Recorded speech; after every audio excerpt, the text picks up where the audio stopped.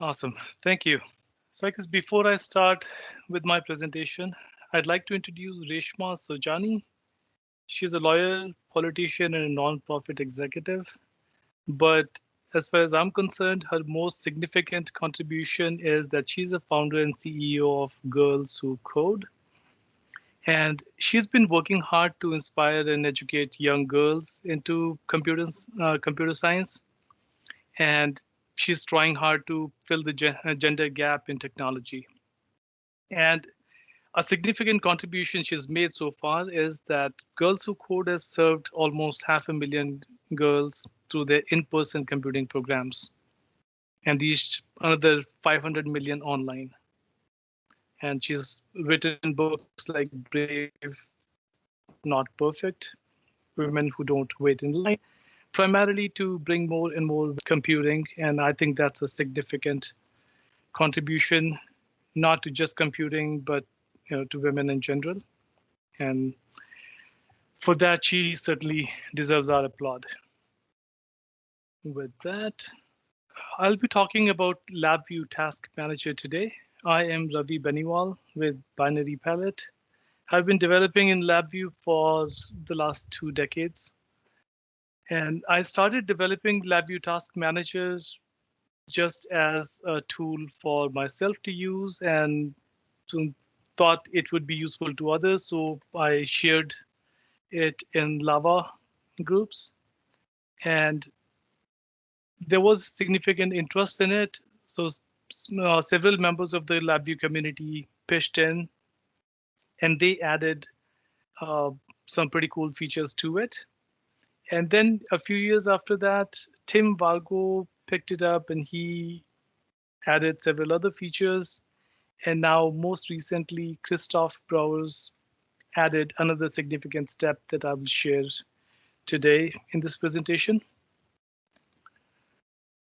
So we are all LabVIEW enthusiasts and we love visuals, right? We love all these cool, nicely laid out pieces of code. But there are certain visuals that we're not too crazy about.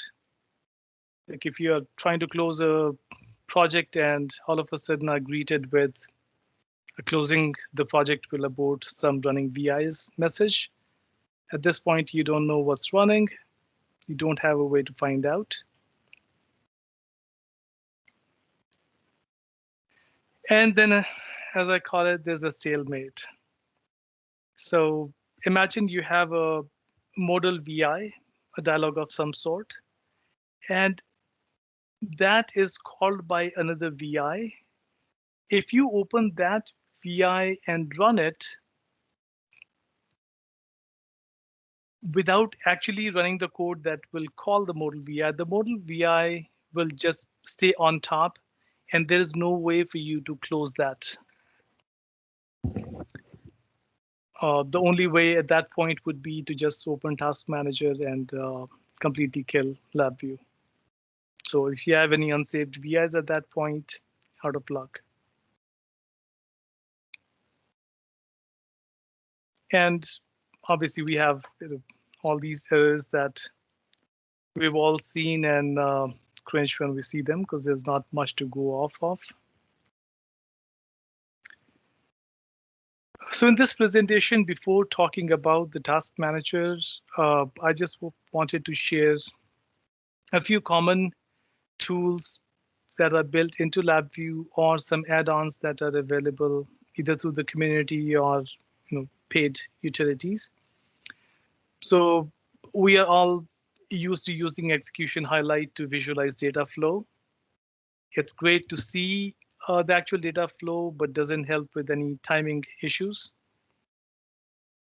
Then we can single step into our code, opening pieces of code at a time and maybe skipping over some that we don't care about much.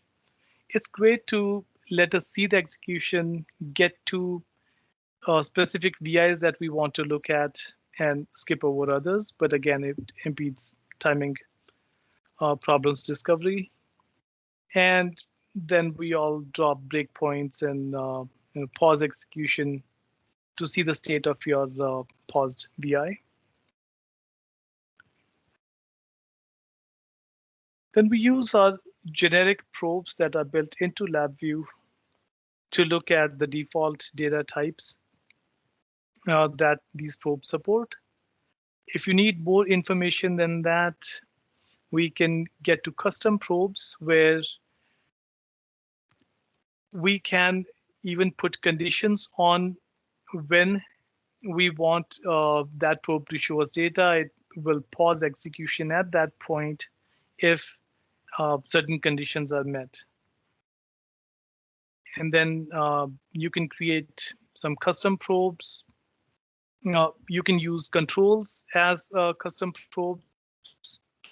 So if you want to look at some numeric data in a graph, you can just use a custom probe and select as your probe. And then there are some other third-party tools available, like the VI box probes from Sapphire. That's available for free on NI Tools Network. These probes show the value history over time, the values and time deltas. So if you put probes on 2 points, you can see how much time difference there was between execution through those points or any value delta at those points. Then there's also the variant probe in the Lava code repository. Uh, the variant probe shows any data in the variant as a tree with all its values and attributes. So we said default probes let us peek at the wild values through execution. But if you have multiple clones, it gets difficult. Conditional probes let us pause if the value meets a certain criteria, but it's not available for all data types. And custom probes help us a bit more, but have their limitations. Then you can also use features like suspend when called. So if you select any VI and use a sub VI node setup, you can set that node to pause when it's called. And at that point, the front panel of the VI pops up. You can interact with that sub VI. You can change the input values and re-execute until you are happy with the results and then pass the control back to the caller. Or even without changing any inputs, you can put in any value in the outputs that you want, and you can return that to caller. And obviously, these are all just for when you are in the testing phase where you are just trying to find a happy medium for your code. And there are other free third-party debugging tools like when debug logging and when debug log probe. And these log information to disk, so you will retain that information even if LabVIEW closes or crashes. And then for looking at events and user events, starting LabVIEW 23, we got the event inspectors, because before that, there was no way to know how many events were piled up if you just scroll through like a slider or something. So event inspector lets us see those kind of issues and behaviors. And then VI analyzer helps us look at code, although it's static analysis, not dynamic. It doesn't help us with the running VIs and seeing their state or anything, but it's good for what it does. And then you can use a desktop execution trace toolkit. I have used it in a few instances. It's great for what it does, but it's overly complicated and doesn't provide too much information for our day-to-day programming needs. And I wanted to acknowledge another great tool called Property Inspector. Michael Monroe wrote this. This is available for a fee. It's a paid toolkit. It has significant overlap with the LabVIEW Task Manager that I'm sharing with you today. But it does many things that the LabVIEW Task Manager does not, and the other way around. So it will let you search, sort, and edit properties of multiple VIs. So the important part here is editing. LabVIEW Task Manager only lets you analyze your code. It does not do any editing, but Property Inspector lets you change like descriptions or file names and sort. It is available from LabVIEW Tools Network. So some impediments to advanced troubleshooting. So all of the built-in tools are great when you are working on a small group of VIs or maybe a single VI at a time. Because at that point, you already kind of know where your issues are and you can zero in on those using the tools available. But we still don't have like a complete big picture of the entire project or maybe multiple projects. And when you are working with reentrant VIs, troubleshooting becomes even more difficult with all the shared clones or pre-allocated clones. And when you're launching dynamic VIs, they have their own issues on how they work with probes and pause and breakpoints. So when you're working with call by reference VIs, just placing a probe in the master will not work for clones. And you'll want to open those individual VIs, their block diagrams, and then look at the values there and individually place those probes there. So for such call by reference VIs, you can right click the sub VI and using the sub VI node setup, you can say show front panel when called, but that only works for that particular call. If you're using the same uh, launching logic somewhere else for that particular sub VI, its front panel will not show unless you set that to show its front panel as well.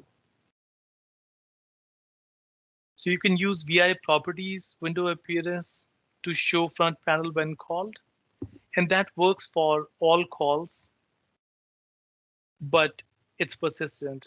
So you have to, once you're done with your debugging, you have to remember to uncheck that show front panel when called. And sometimes things just get way too complex. And that was the reason why I started working on the LabVIEW Task Manager. And again, the inspiration and the name, as you can tell, came straight from the Windows Task Manager, where you can see what all's running.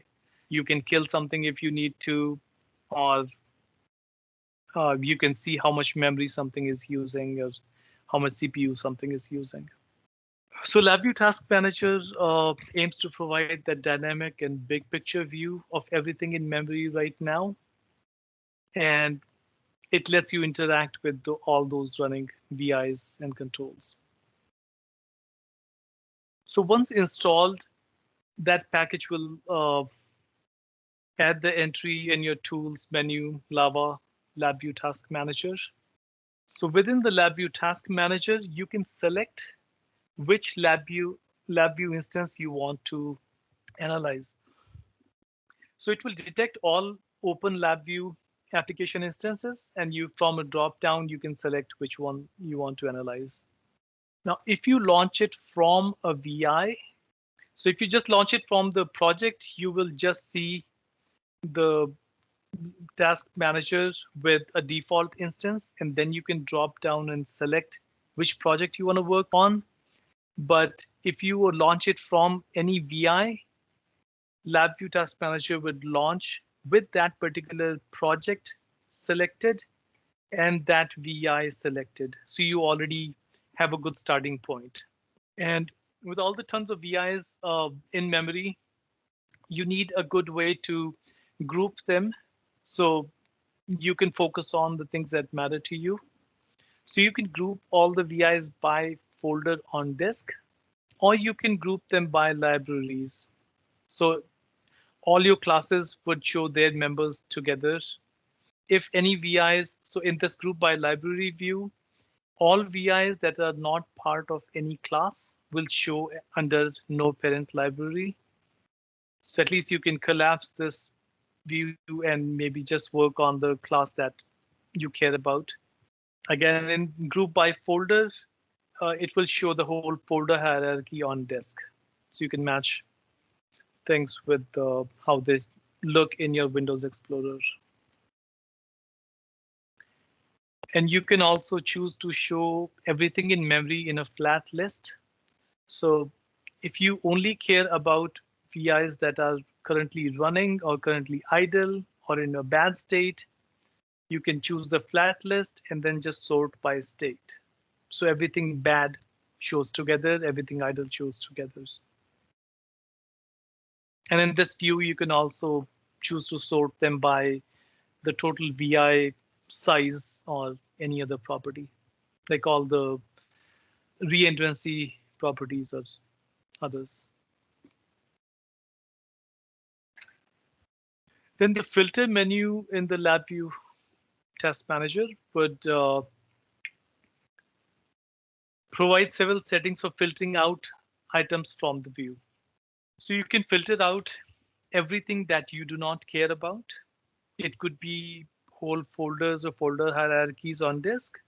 It could be certain item types like all the global VIs or all the controls. So it helps declutter the view and also improves the performance because now we do not need to analyze everything that's in memory. So you can filter by specific extensions. You can filter by types, which currently is only global VIs. And when you have things shown by group by folder, you can right click on any folder and say either filter out this folder or filter out all but this folder. So that lets you quickly uh, trim down the total number of items. And this setting persists. So for example, if you never want to see everything or anything in the VI lib and you filter out that, next time when you open this tool, nothing in VI lib would show unless you go back in and uncheck it. So here's an example of where it shows that user lib and VI lib for LabVIEW 2013 are filtered out. If you check it again, that will remove it from the filters, which means it will show it back in the tree. And every time you change the view or the filters, the tool assesses everything that's in memory now and updates the list. So from the toolbar, you can, and with this, you can interact with one or multiple items simultaneously. So you can open and close the front panels. You can open or close the block diagrams. And these buttons mimic the corresponding functionality on any VI, where you would highlight execution or do not highlight execution. And then you can choose to retain or not retain wire values. So with this, you can just select a whole bunch of VIs together and click one button.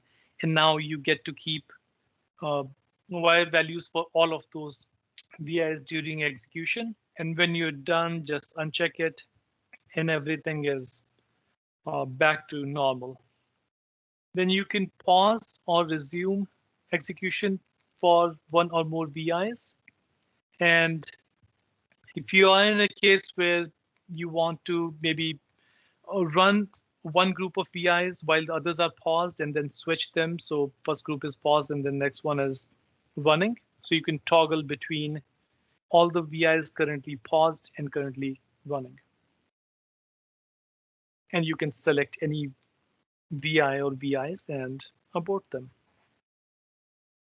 So another feature that was recently added. So with this, anytime you update a Typedef and you apply changes from it, all the VIs that will be affected by that change in the Typedef will need to be saved.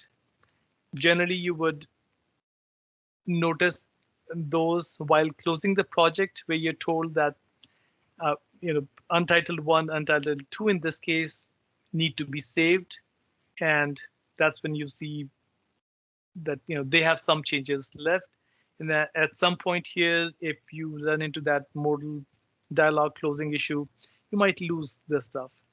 So anytime you're changing a type def in a large project, you could choose to open LabVIEW Task Manager, go to Tools, and show all the modified typedef callers. This will go through all your code base, look at what all typedefs were modified, and all the VIs that were modified because of a typedef being modified. You might have other unsaved VIs, but this will show you only the VIs that were modified because, or that need to be saved rather, because of a modified typedef. And it shows two different ways to group this.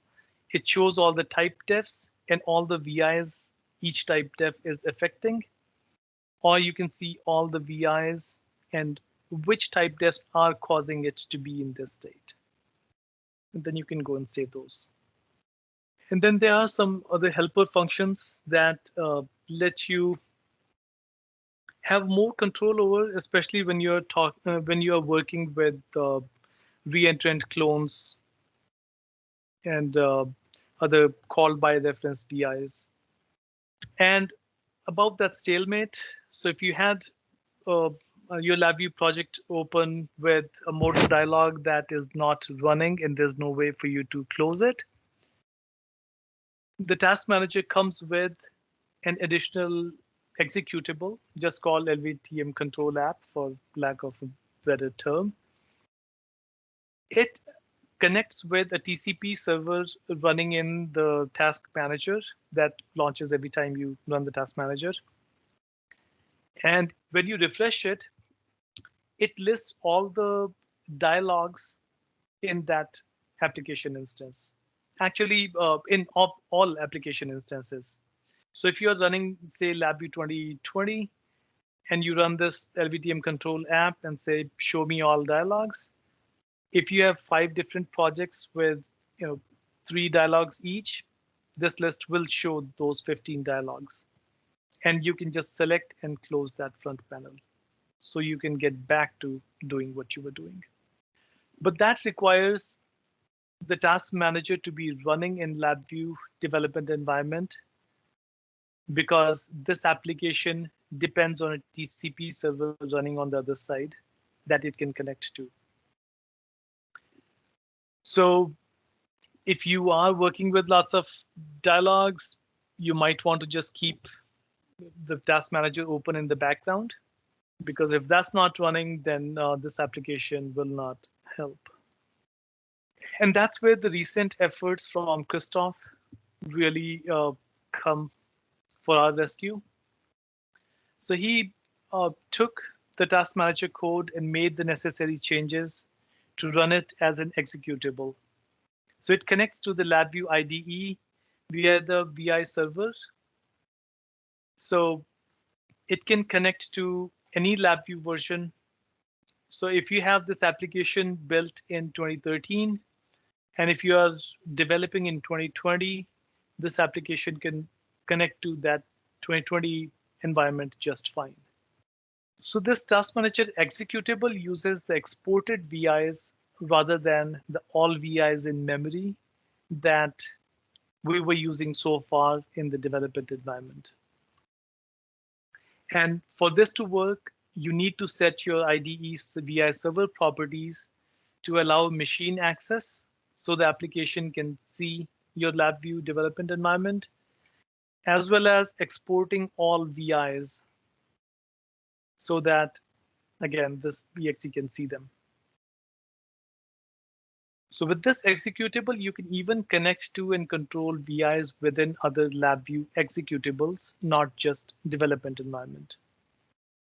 So if you have a few VIs in an exe, you can show their front panels and run them, pause them. But obviously not every function that is available in the IDE is available in runtime environment. Like you cannot show block diagrams when you are in runtime. So demo time. So this is the case where I just opened this dialog test app, and it had this dialog sitting here, which we would have called when we clicked on show dialog. But this dialog was set to show its front panel when loaded. So it popped right up. So at this point, if we have LabVIEW Task Manager running, so as you can see, I launched the LabVIEW Task Manager from this dialog VI in this Task Manager project. So it selected that instance and then went ahead and selected the dialog VI. And we currently are in the group by folder mode, so you can see how things are on disk. You can see the library names for each VI, their state, whether they are paused or not, and whether a highlight execution is on or not. So if you look at that,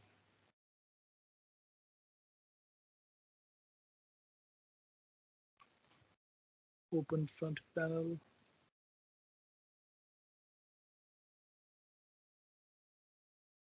So all these controls that you can access directly from the VI toolbar, you can access them from here.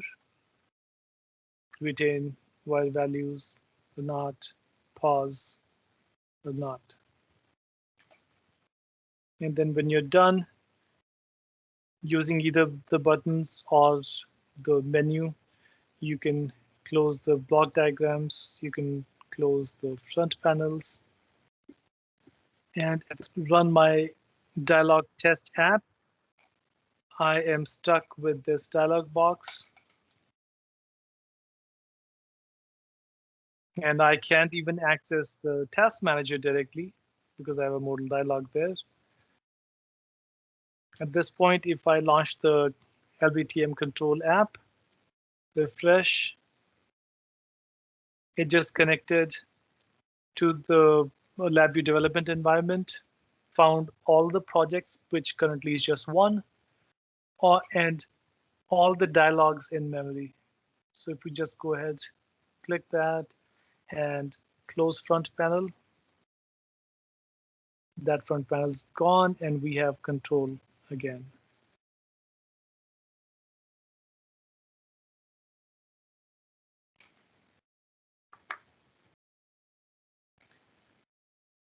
And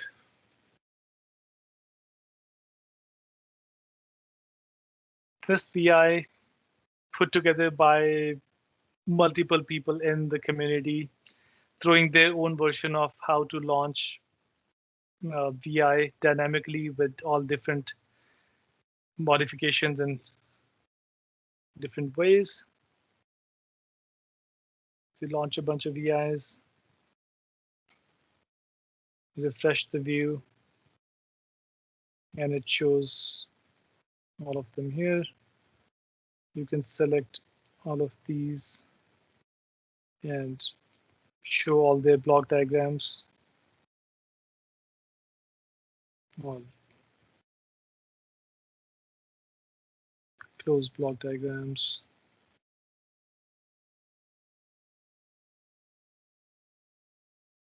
Close front panels.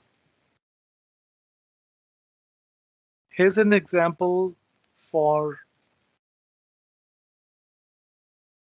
with just two VIs that have two Typedefs in them. If I make any changes to this one control, if I go to the task manager, it would show that both these VIs are in a bad state because we have made a change here, but we did not apply the changes. If we apply the changes, VIs are happy, but there's a dirty dot there, which means they need to be saved. If right now they're just 2, so we can clearly see them. If there were 100 of them, we might not be able to.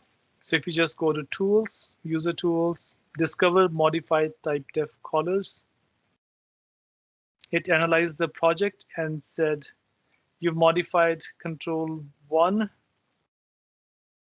and control 2, and these are the VIs that they are affecting. And this may be a demo effect, or I had this project open. You know what? Let me quickly run this again because I was not expecting to see control 2, and I did not want to quickly slide that so no one can see it. Yeah, it somehow wants to modify control 2 as well. Bug, but that's the idea.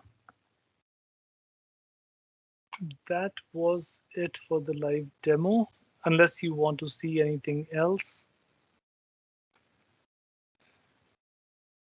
This tool is now available on VIPM. So if you just search for LabVIEW Task Manager as of this morning, it's hosted there. And if you'd like to contribute to it, it's hosted on Bitbucket. It's a Git repository.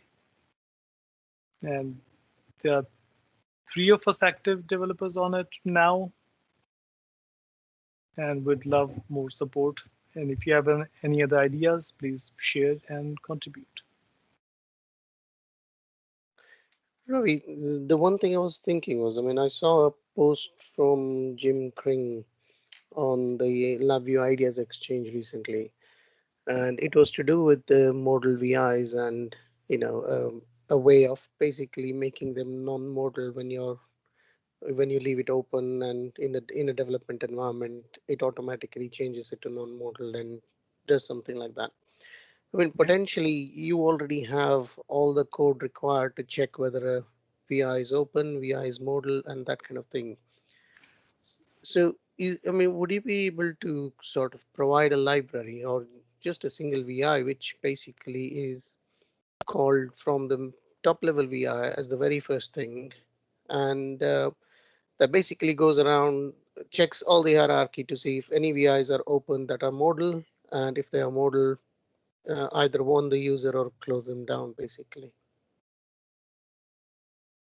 Something like that. So when we launch it, any modal VIs that are open, so no code is running. So I guess we are showing all other properties here. If we just show the modal behavior, whether it's Hmm. modal or not, in a column, that would serve at least the discovery need. And from there, we can change whether it's modal or floating or not. Yeah, something like that. Or, if I drop that VI, say at the very beginning of my LabVIEW code, that's the very first thing that executes in my main VI, for example. And as soon as I hit run, it goes through the hierarchy and checks if any of those VIs that are modal that are open, either it just generates an error or it lets the user know that there is a modal VI that's potentially going to cause you problems. So, I mean, this is useful if, this is useful, definitely useful what you're doing in LabVIEW Task Manager. It definitely helps. Yeah, I'm just trying to think a proactive approach to dealing with the modal VIs, really. yeah, absolutely. That's a good idea. So showing a column here will let us see as long as we have access to the task manager. But as you said, if there are some and you just miss it, then without going through that external app, you can't even get to the task manager. So if you just Yeah. had a VI, it could go as far as, I mean, you could choose what to do. So if there are open modal VIs before you run your code, it could just warn you, or it could change them to floating, keep Yeah. track of which ones it changed, And once it could have a corresponding closing VI, which could set the properties back to model once the code is done executing. Yeah, yeah. I mean, it'll be nice if it can be done, handled by LabVIEW itself, because it's Right, something you would like to do. But until if and when this gets implemented, we could just have this option where we just use the conditional disable structure so that we don't run it during runtime, right, but it happens only during development time. right. Because during runtime, you probably wouldn't even expect dialogues. No, I take that Exactly. back. Yeah. I Yeah. take that back. If the dialog is VI is set to show its front panel when loaded, it will load in runtime as well. Oh So yes. that, yeah, that VI will be helpful. So if it, and maybe not even change it, if it can just close all the open modal VIs, that will be a good start. Yep, Yeah. that is Yeah. good. Point taken. Thank you. So Mohammed Dashik asks whether the control app requires runtime engine 13 installed. So I have kind of been, I haven't found a good solution to this. So when you get this project installed with the package, you can build the app in whatever version you are using. It's an extra step, but then you're not tied to any specific runtime engine. If you have better ideas, I'm all ears. Maybe we can run this build script from the package installation as a post step. So that way, whichever LabVIEW version you are installing this in, once the package is installed, it can run that build script, and you're not dependent on any other version of the LabVIEW runtime. And Russell Blake asks, says he's unable to find the version 2 on the Lava path. Can you please send Right. the link out for the current Yes. version? So just this morning, and actually just a few minutes before the meeting, I was able to upload it to VIPM. So you can download it directly from VI Package Manager now. It is available on VIPM community. And then Steve Ego asks, if running multiple versions of LabVIEW, do I need to install LVTM for each version? So if you want to use the IDE version of the tool, then yes, you need to install it for each version. If the limited scope of the executable is enough, then just that one executable will be enough. Yeah, so if you just use the exe, then you can select which application instance you want to connect to with just the machine name and the port number for that LabVIEW instance. So in that case, you do not need one for every version, but of course you will not be able to open the block diagrams and maybe a few other features that are not available in runtime. So it's a compromise. So like right now, this is running in 2013 and this is also 2013, but it didn't have to be. We could connect to LabVIEW 2020 from this 2013 version of the executable. Okay, that sounds good. I Right. mean, the But thing to, yeah, I just want to add that the thing to add is that, I mean, the model VI thing is one thing, but it helps you with, especially when it comes to cloning, I mean, clones and how you deal with that. I mean, I was able to catch a bug, which I was not able to track down using the desktop execution toolkit with this. I mean, and I'm always, thankful for that because I spent a couple of weeks trying to get it. And this was the tool that helped me, and I am really thankful. That's so good to hear. So good to hear. So like if you wanted to reduce the scope of this, you can just right click here and say filter out this folder and that folder is gone. And you can just limit on how much you see. And at any point you can go and uncheck it and it pops back. Mhm. So Ravi, was there any talk of this going into LabVIEW mainstream? I have to be honest with you. So this started out as just a tool to save me in sticky situations. Then I opened it to the community. A few people, contributed to it, but it kind of became a side project that was not in active development for several years. And then in 2017, Tim Vargo basically woke this up, and we ended up presenting this in NIWeek. And there were some good suggestions from that, but we had not been able to implement those just before, like until now, when you guys asked me to present here. So I guess if we keep talking about this, it will stay active, and it has better chance of Mhm. somebody deeming it important enough to include in LabVIEW. That'll be great, of course, but haven't heard anything. Yeah, I mean, especially because Stephen Mercer was involved, and I would have thought that there was some sort of way into LabVIEW, because something like this really has a place in LabVIEW in the IDE in my mind. Right. And thank you, Ravi, again. Thank you. Thanks, Ravi.